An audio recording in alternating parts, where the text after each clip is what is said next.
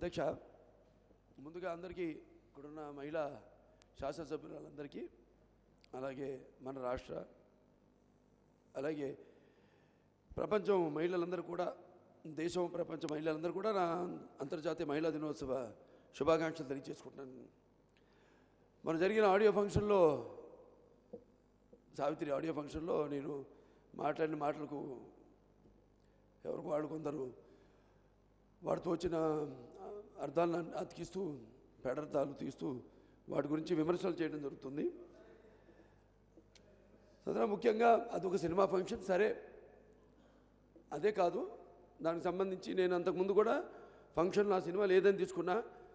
ఆడవాళ్ళకి ఇవాళ ఎవరైతే తోటి శాసనసభ్యురాలు కూడా ఉన్నారు నా మీద, ఇవాళ క్షమాపణ చెప్పాలి. నేను మన్నించడం కూడా, ఎవరైతే నన్ను తప్పుగా అర్థం చేసుకుంటారో వాళ్ళని మన్నింపు అడగడం కూడా జరిగింది.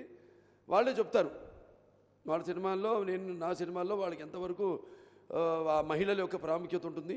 అలా వాళ్ళు ఇవాళ వాళ్ళు కాదు, వాళ్ళ పిల్లలు కాదు, వాళ్ళ తరాలు కూడా ఇక ముందు ముందు చెప్పుకోదగ్గ సినిమాలు, బాలకృష్ణ సినిమాలో చిత్రాలను నటించామని పాత్రలు వాళ్ళు చెప్పుకోవడం జరుగుతుంది. అలాగే నా ప్రవర్తన గురించి కూడా వాళ్ళు చెప్పుకోవడం జరుగుతుంది.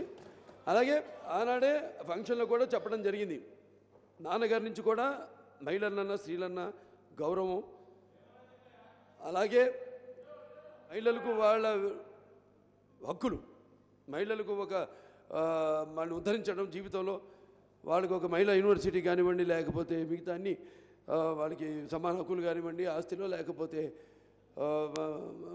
స్థానిక ఎన్నికల్లో వాళ్ళకి రిజర్వేషన్లు కానివ్వండి అన్నీ కల్పించింది.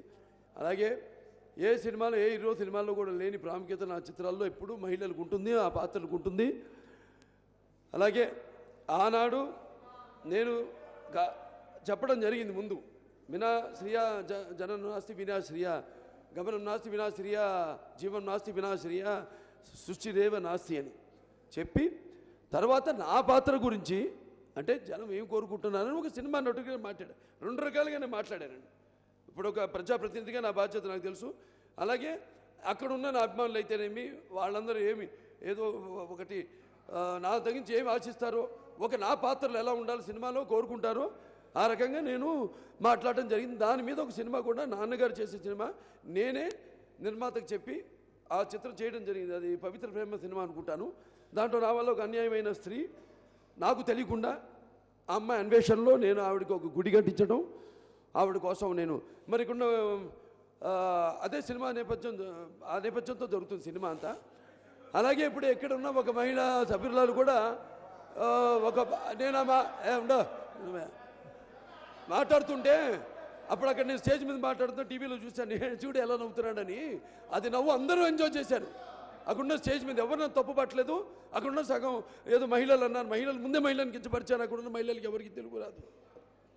ఇంకోటి, మీరు ఈ 4 గోడల మధ్య ఉన్న ప్రతిపక్ష వాళ్ళ మాటలే కాదు, మీరు ఎవరైనా మహిళలను బయట అడగండి, వాళ్ళు ఎలా తీసుకున్నారు దాన్ని. ఒక టీవీయో లేకపోతే ఒక ఈ చుట్టూ ఉన్న ఈ 10 మంది మనం ఉన్న ఈ 100 మంది కాదు, మీరు ఎవరైనా తీసుకోండి, వాళ్ళు అభిప్రాయం తీసుకోండి, పబ్లిసిటీ తీసుకోండి, వాళ్ళు చెప్తారు దాన్ని ఎలా తీసుకున్నారు, వాళ్ళు ఏ రకంగా తీసుకున్నారు దాన్ని.